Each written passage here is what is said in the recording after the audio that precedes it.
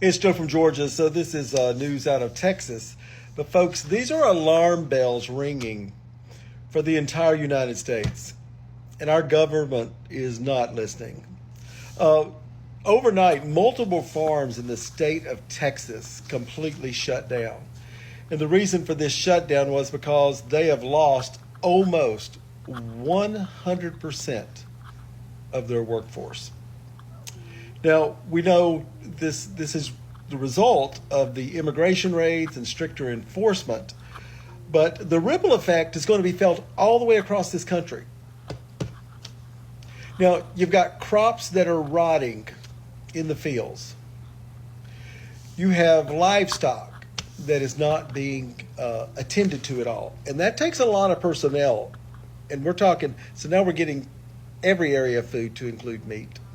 And the communities that surround these farms, those businesses and those people who depend on the income from these farms, it's creating disasters for small communities in Texas. Now, this is not stopping at Texas farms. This is going to end up all the way across America, especially in the breadbasket, the middle of the nation, because they have tons of immigrant help. But folks, the alarm bells are ringing. Your food on your plate is being affected. Hello and good afternoon. Listen.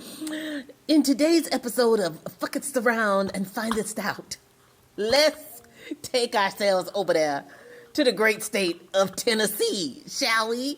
I'm not sure. What is Tennessee famous for? Barbecue, maybe? I did enjoy going to Beale Street to, B.B. King's little restaurant, but that's not what we're here to talk about, is it? No, we are here today to talk about the fact that a Sid store, you know what I'm saying, a DJT store, you know what I'm saying, where you can buy all the merchandise, is going out of business.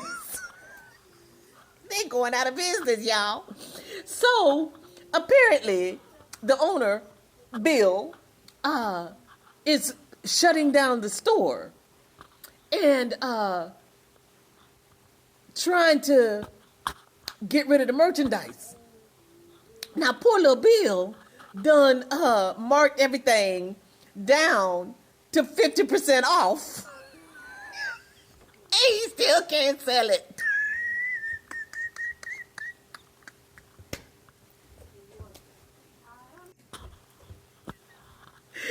So, he said that he's having a hard time because Sid done lost his popularity because he didn't do nothing that he said he was going to do. And now he's just stuck with all this merchandise and he can't get rid of it. All I got to say is, in a world full of people, don't be a Bill. And again, I want y'all to understand, I am not here to laugh at Bill, but I am. And it's not malicious, but again, Bill, you voted for your own demise. And now you stuck with all this merchandise that don't nobody want. And I don't know if I just don't know, y'all. I don't know if, anyway, what y'all think? That's it.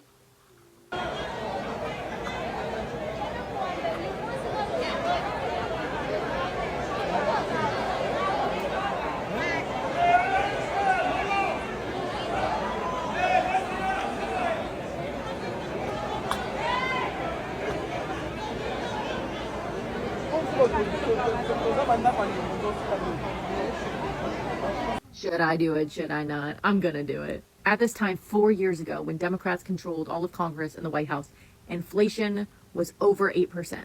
And he's claiming that Republicans need a little bit more time to finish cleaning up the mess of 4 years ago.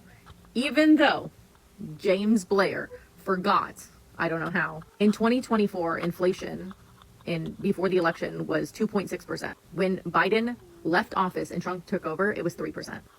And now we're higher. So I don't know what mess he's cleaning up, but if he's increasing the very low inflation number he was given, then he's creating a mess, not fixing it. We are literally going backwards, James. And with the 8% of inflation that Biden had, you could even say that he was cleaning up the mess of the previous administration because of a pandemic and a war. But that was still no excuse because you guys held him to such a standard for gas prices, affordability, and everything else. And then somehow you don't want to take any of that responsibility right now. Wild.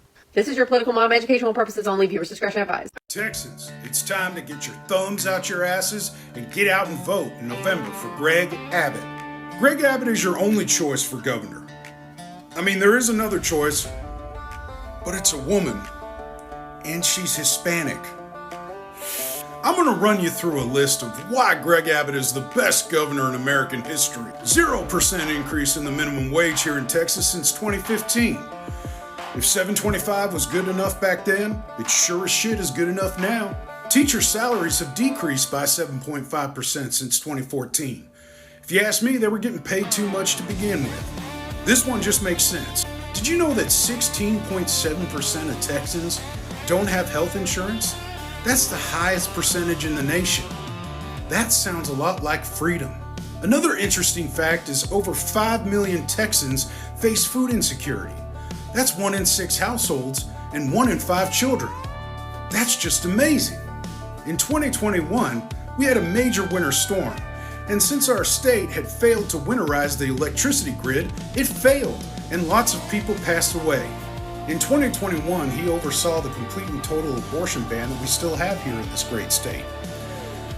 As a result of this, in between 2021 and 2022, we saw an unexpected increase in neonatal and infant deaths.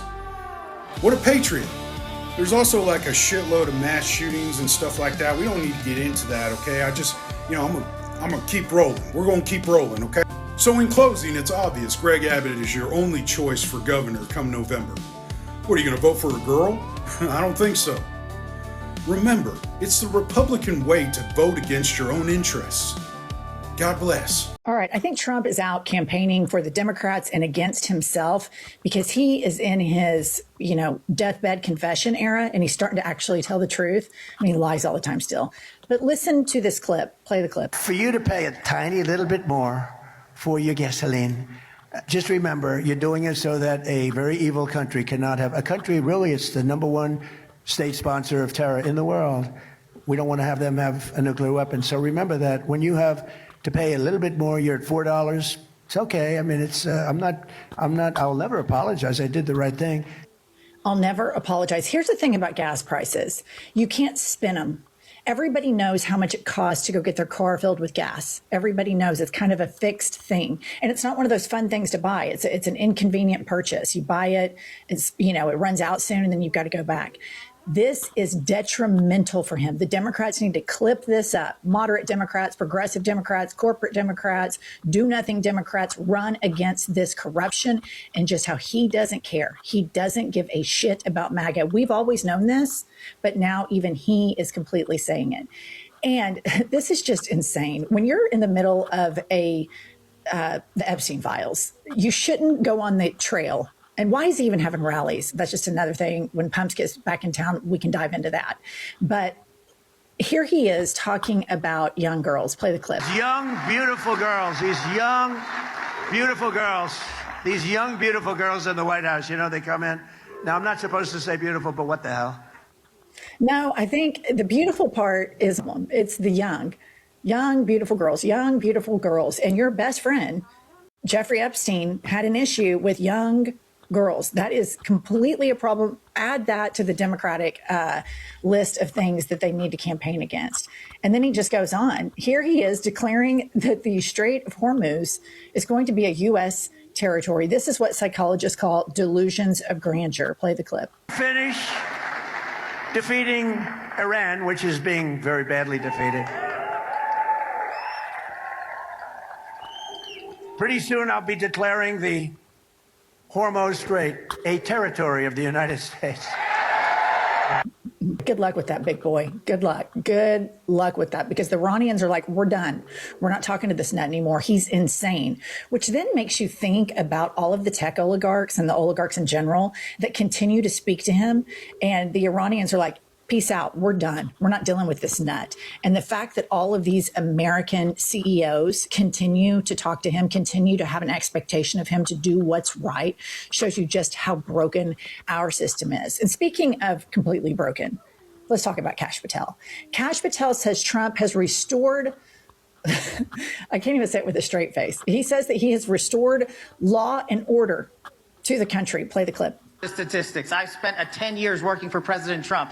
He reads about each and every case that we work on. He feels the pain of those that have lost loved ones. He does not let it lay aside. He takes it home with him. He demands that myself and our amazing Attorney General, Todd Blanche, go to work every single day to make sure that American lives are safeguarded, that no more of our kids are harmlessly and recklessly annihilated by opioids or by illegal immigrants or by gangsters or narco traffickers. President Trump, you have succeeded in restoring law and order to the precipice. It's just unbelievable. It's unbelievable how these men are so submissive to Donald Trump.